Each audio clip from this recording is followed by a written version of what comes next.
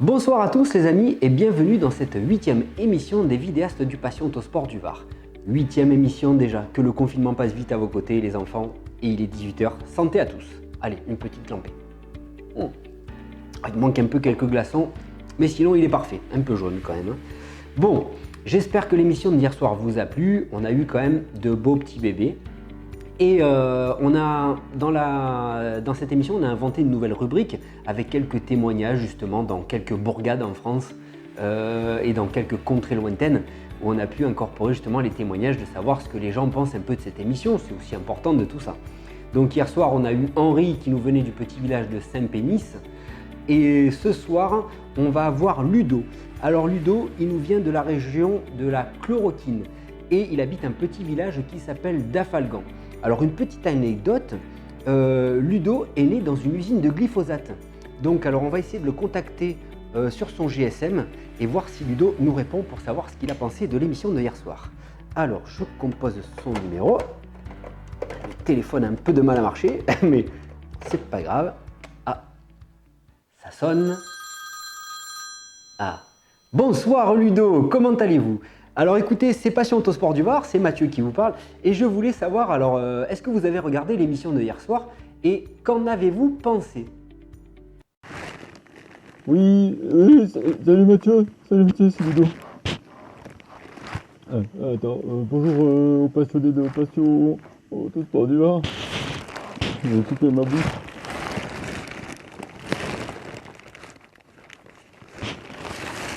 Ce soir, la droite. Petite daube de rouleau de PQ. Merci de nous faire voyager. Alors pour la Corse, si t'entends, je suis vraiment tenté de venir avec toi. Alors Mathieu, si tu peux trouver une place pour mi-novembre, c'est le moment du Pigatelli, tu vois, donc ça me rappellera un copain. Pour la Tungo, adorable. Ça me rappelle quand ma mère a voulu me tuer la première fois. Oh putain, c'est dur le confinement, c'est dur. Par contre, je voudrais remercier donc toi Matt pour Passion Autosport du Var qui me permet de m'évader de mon confinement. Et ensuite Jackie et Michel et Pornhub pour leur gratuité pendant ce mois un peu compliqué. Bon, faut que je te laisse, là, ils vont rentrer les poules, ah. Merci à vous Ludo, ce mec est complètement barge. Allez, on va raccrocher. Bon, en tout cas, le programme de ce soir, encore un petit programme concocté aux petits oignons les enfants, et je vous garantis que ça va être du lourd. Alors on va commencer avec Hugues qui nous vient du Var. Ah, enfin le Var, parce que depuis quelques temps, les Varois on les voit plus trop. C'est plus un peu toutes les régions de la France qui nous font des petites vidéos, mais les Varois, on n'entend plus parler. Petit message aux Varois. Allez, je rigole. Donc Hugues, il va nous présenter une petite Triumph TR6. Vous allez voir, c'est un modèle américain. C'est une petite merveille, cette petite Triumph. Merci à toi, Hugues. Ensuite, on va avoir Baptiste. Alors Baptiste, il a un petit garage, je vais dire même un grand garage, avec quelques pépites. Hugues, il va commencer avec une petite moto, une Tero de 1835, un modèle militaire. Et puis, il ne va pas nous détailler tout ce soir, mais vous allez voir, je pense qu'il nous refera une petite vidéo. Et surtout, Baptiste, il va nous présenter une belle R16 TS de 1968. Baptiste, il nous vient de la région de la Loire et c'est un grand plaisir de le recevoir ce soir avec nous. Ensuite, on va avoir Thomas de l'Essonne. Alors Thomas, merci à toi parce que là, tu vas nous présenter une voiture ce soir que j'adore. C'est la Fuego. Et pas n'importe laquelle, les enfants, une Fuego Turbo de 1983, mon année de naissance. Alors la Fuego, la voiture mal aimée à l'époque, la Porsche du pauvre, c'est une voiture que j'adore. Je trouve qu'elle était très futuriste pour son époque et aujourd'hui on en parle un petit peu plus, mais pourtant elle n'est pas au devant de la scène. Et ce soir, moi j'ai le mérite de lui offrir son heure de gloire et c'est un grand plaisir de recevoir cette petite Fuego de 1983. Et Thomas, il va nous présenter aussi une petite Renault 5. Alors, jetez un œil sur l'intérieur de cette Renault 5, elle est magnifique. Et puis, il finira avec une petite Mégane qui est un peu plus récente, mais ça vaut le coup d'œil aussi. Ensuite, on aura Christian du Var. Enfin, un deuxième Varois.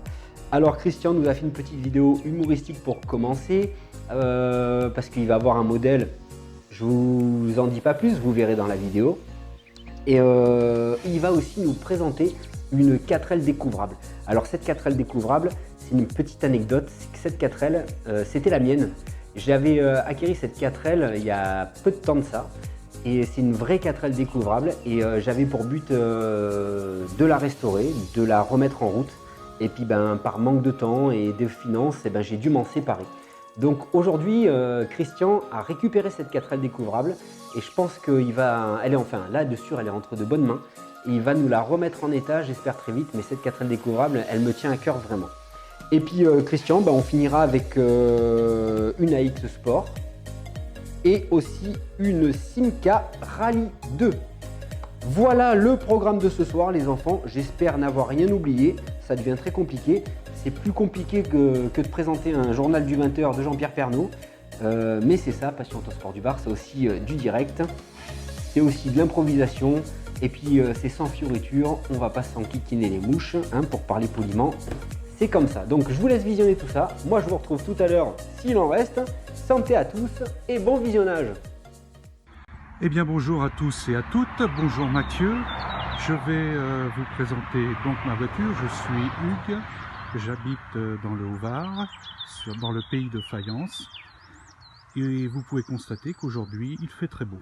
Donc j'en profite pour sortir une de mes voitures, que vous allez voir tout de suite, voilà, c'est une Triumph TR6 bleue, voiture 6 cylindres, 125 chevaux, c'est un modèle américain, donc un 6 cylindres avec double carburateur.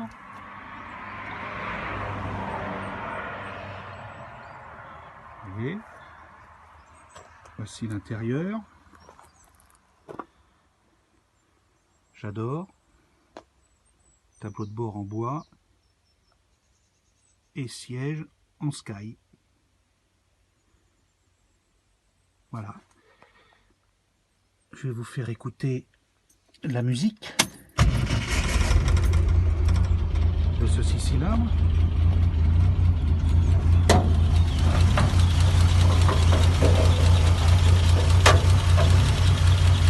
Le moteur a été entièrement révisé, entièrement refait.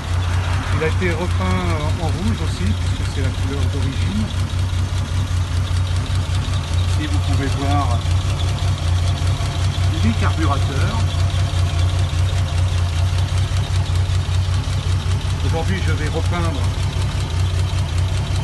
mon support de batterie et j'ai une ampoule à changer à l'avant. Voilà Mathieu. On se connaît du fait que je vous ai contacté au mois de février. Je suis organisateur de rallye de voitures historiques, de voitures de collection.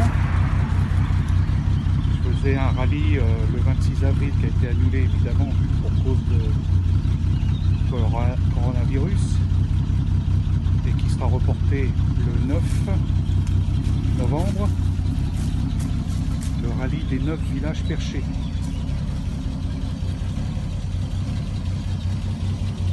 Voilà. Et bien écoutez, je vous laisse ici. Je vous renverrai une autre vidéo pour une autre voiture.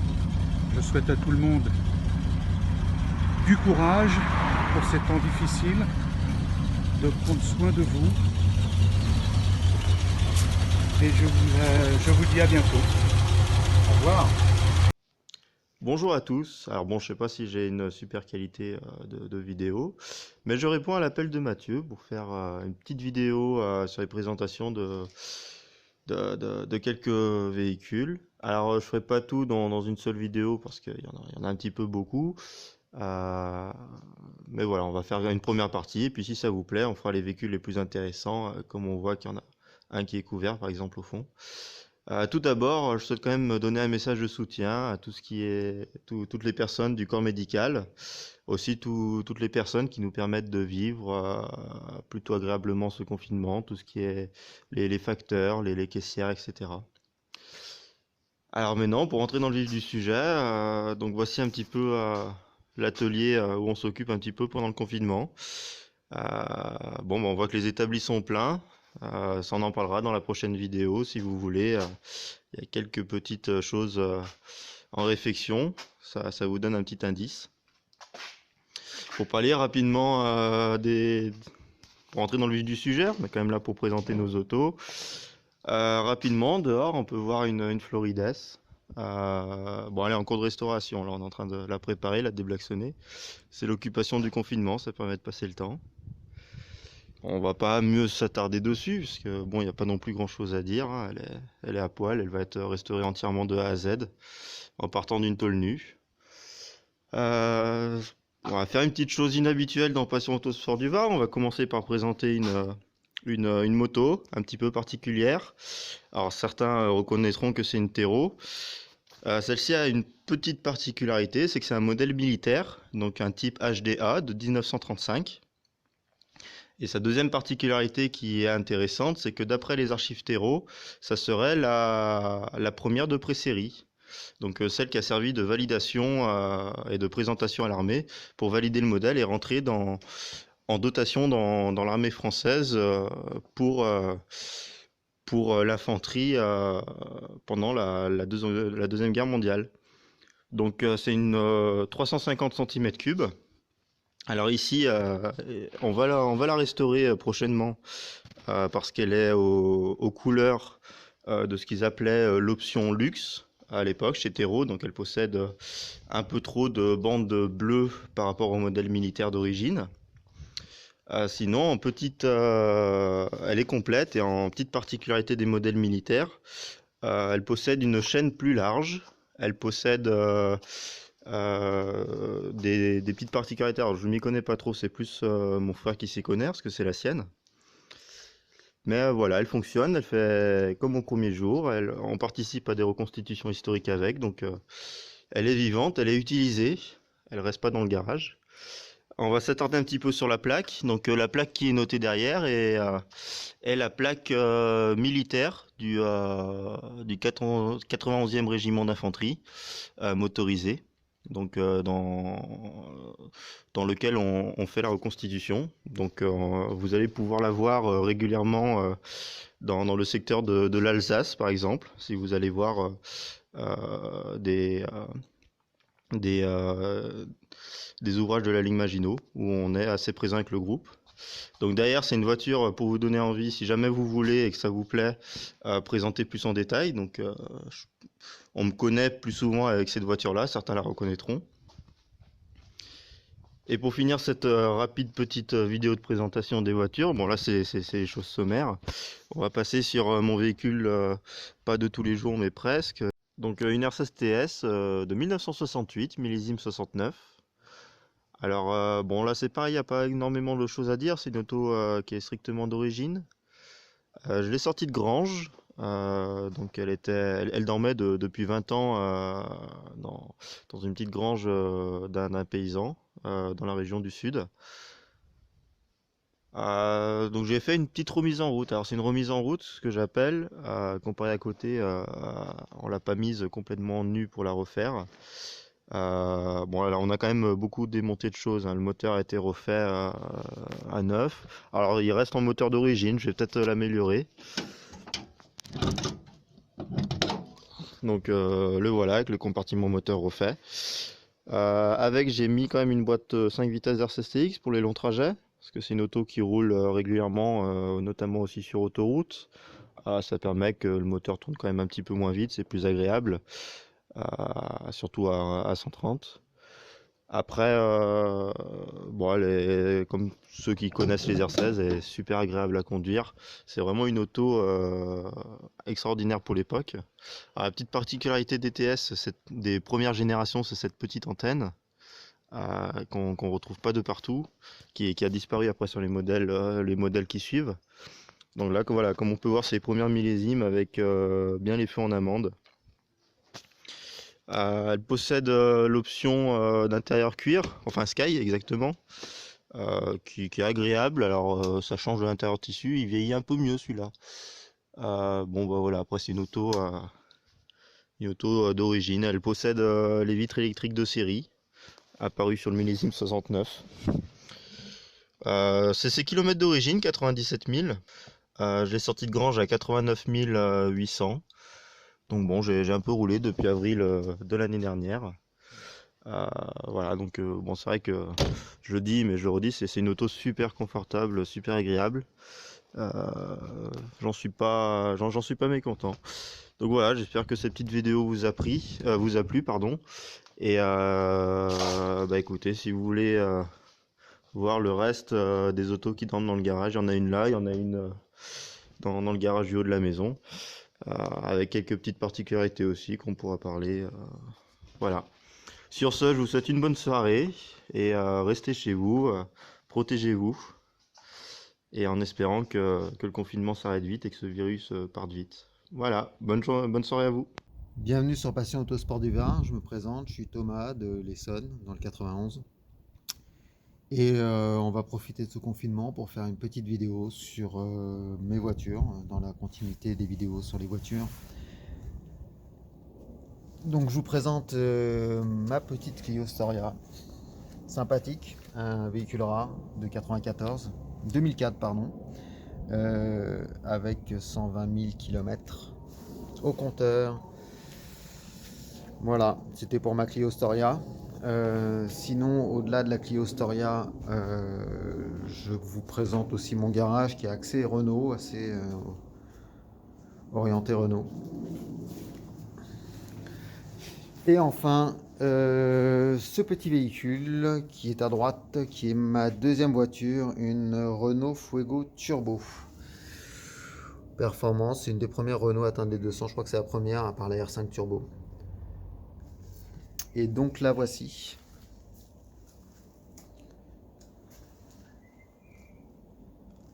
Donc c'est un modèle 83, une des premières. Donc les Fuego Turbo, la Fuego je le rappelle, hein, vendue à 265 000 exemplaires, produite de 1980 à 85. 6350 Fuego Turbo, il doit en rester à peu près une centaine. Donc dans les spécificités, on voit ces petits lafards sympathiques, ce logo turbo. Donc elle était en très bon état carrosserie, donc ça j'avais pas de soucis. Par contre j'ai refait pas mal de choses au niveau électrique. Voilà, les rétros ne fonctionnaient pas par exemple, j'ai repeint ces grilles là d'aérateur. Les lafards ne fonctionnaient pas non plus. Les vitres électriques descendaient à la vitesse d'un escargot. Le clip ne fonctionnait pas, donc la première voiture au monde à avoir le clip. Donc celui-ci fonctionne d'origine. Hop. Ah, c'est fermé. Donc elle est équipée, l'intérieur est resté aussi en bon état, équipée d'une chaîne IFI, comme on peut le voir. De ces fameux sièges pétales.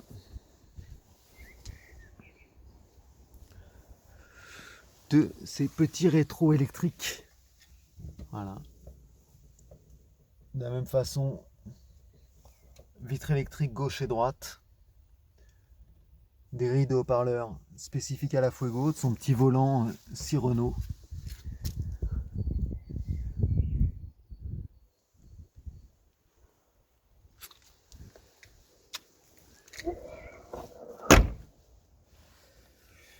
De ces jantes BBS.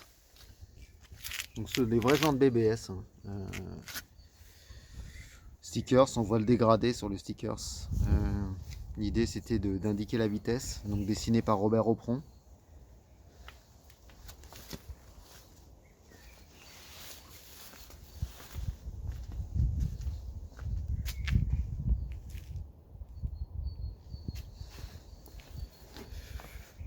Donc c'était ma deuxième voiture, 132 chevaux, 200 km/h en pointe.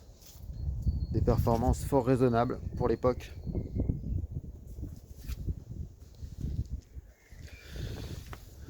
ma troisième voiture, la petite dernière qui est arrivée récemment.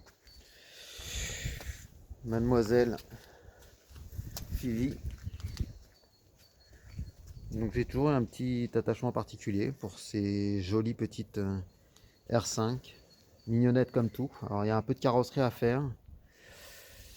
Celle-ci je l'ai achetée pour une raison principale. C'est une automatique, puisqu'elle a le toit noir, comme on peut le voir. J'ai déjà changé les rétros, j'ai déjà changé pas mal de choses. Elle a aussi les poignées chromées, comme vous pouvez le constater. Poignées chromées qui sont un des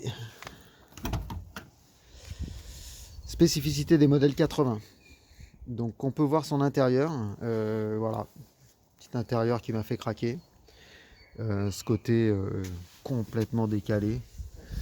Vous pouvez voir l'état de la sellerie qui est absolument, comment dire,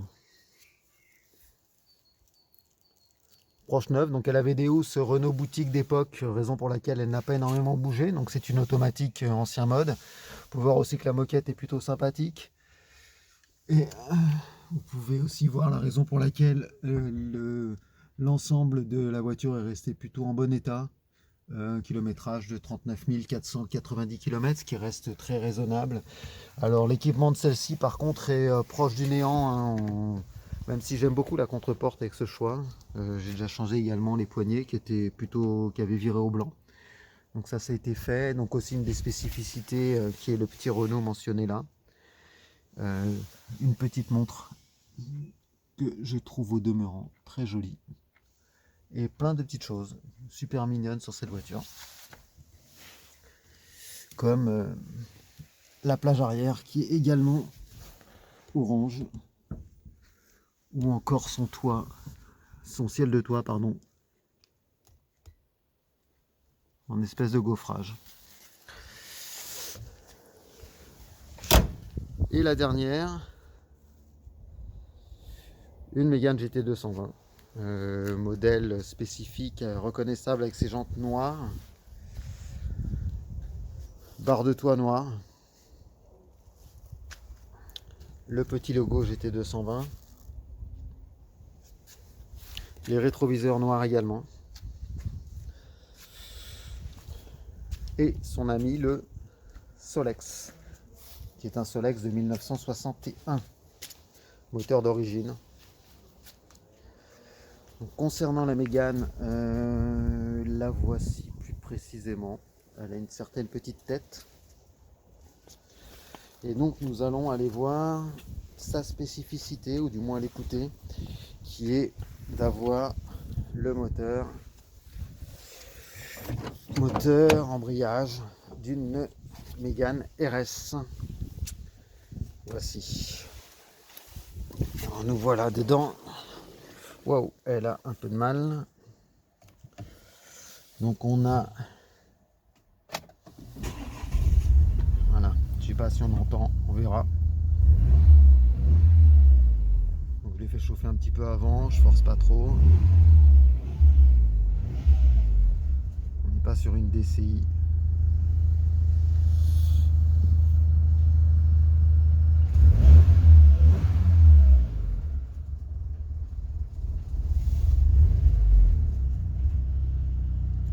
Voilà, c'était mes voitures. Mon Solex. Et une petite Fuego. Bonne journée à tous, et puis bon confinement, et puis merci aux soignants, puis l'ensemble des personnels médicaux. Bon courage. Salut à tous, salut Mathieu. Bah écoute, comme promis, une petite vidéo pour te montrer quelques bolides. Tout d'abord, un grand merci à tous ces infirmières, ces infirmiers, les ambulanciers, les pompiers, tous ces gens qui sont là pour nous en cette période compliquée. C'est vrai que qu'est-ce qu'on serait sans eux finalement? Pas grand-chose, je crois. Donc j'espère qu'un jour, cette reconnaissance tant attendue sera au rendez-vous. En tout cas, chapeau bas.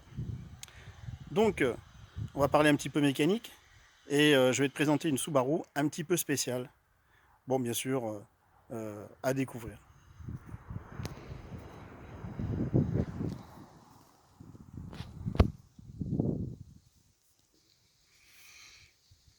Voilà une petite Subaru un peu spéciale.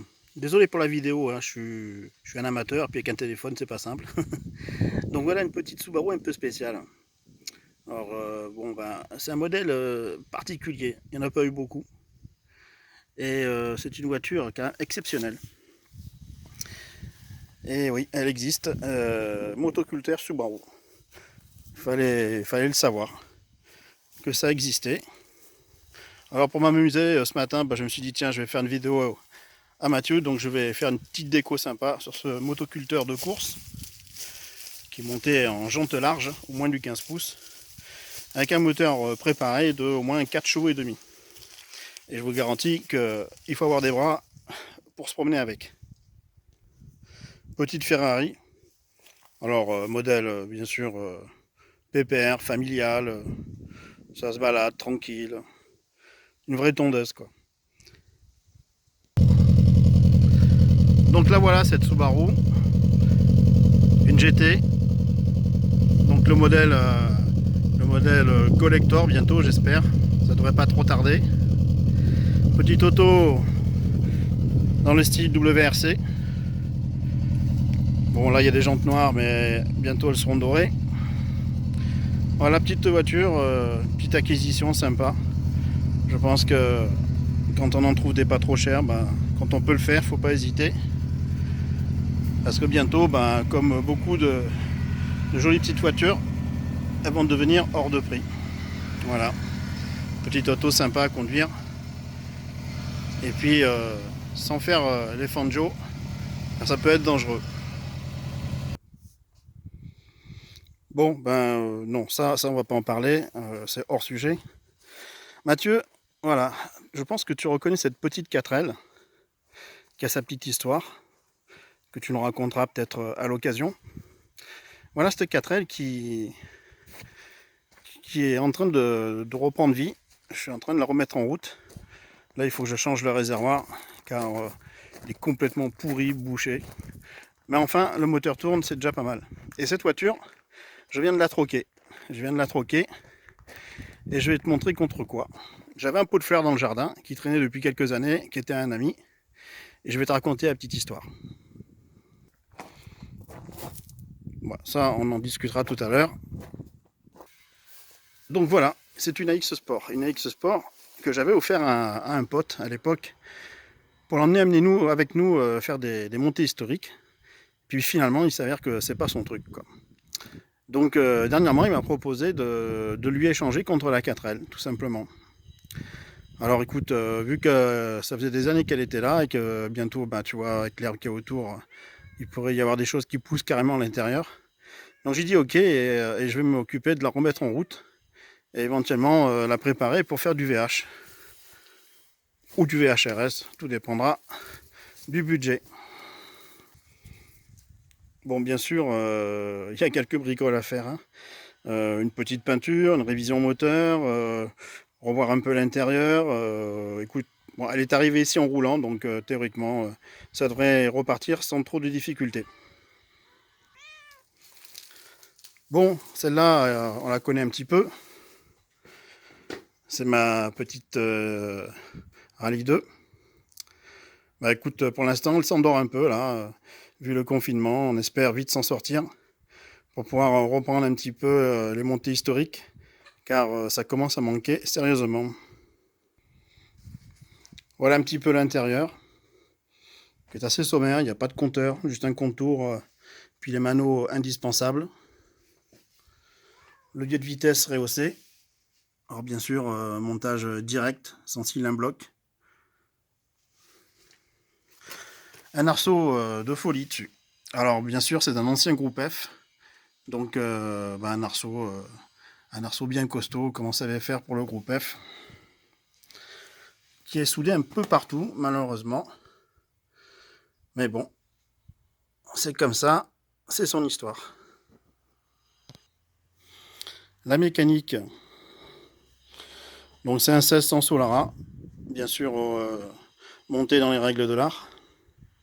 Moteur préparé avec arbre à cam condrier, piston 205 GTI, moteur équilibré, vilebrequin modifié.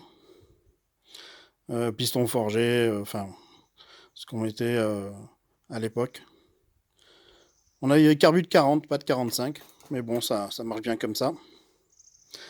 Et au niveau de la boîte, il y a un couple 8-37. Ça tire court, mais pas trop court non plus. C'est bien pour la côte et c'est bien pour les rallyes historiques.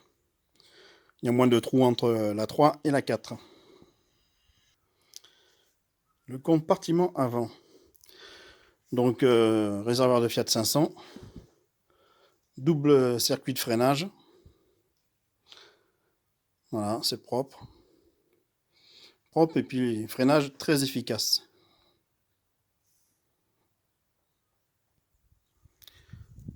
Voilà, je passe aux deux roues. Donc une 350 gilet de 1950. Voilà, une petite moto sympathique qui me faisait penser à la moto de Tim McQueen dans La Grande Évasion. Donc j'ai eu un coup de foudre et bon bah là c'est pareil, j'ai fait un troc. Et alors cette moto, ce qui est étonnant, c'est qu'elle tourne encore. Elle tourne très très bien d'ailleurs. Donc bah voilà, un de ces quatre, je vais me mettre à la rénover. Et pour l'instant, je l'aime bien comme ça, donc ça traîne un peu. Bon ben voilà, la vidéo se termine. J'espère que ces petits jouets vous ont plu. J'espère qu'on va tous sortir de ce confinement rapidement pour pouvoir retrouver nos habitudes et surtout vivre nos passions. Voilà. Donc portez-vous bien. Ciao ciao, à la prochaine. Voilà le programme de ce soir les enfants. Moi je vous retrouve comme tous les soirs à 18 h pour une nouvelle émission, donc l'émission 9 des vidéastes du Passion Autosport du Var. On va remercier vraiment Ludo qui nous vient de ce petit village d'Afalgan. Putain, on a même le chien qui aboie. Quand il pense à Ludo qui est complètement déjoncté, le chien il aboie. Donc je vous retrouve demain soir avec 4 nouvelles présentations des vidéastes amateurs du Passion Autosport du Var. Sur ce, portez-vous bien, passez une bonne soirée. Merci à nos invités de ce soir de nous avoir présenté de très belles autos. Et moi je vous dis à demain. Santé, mais pas des pieds.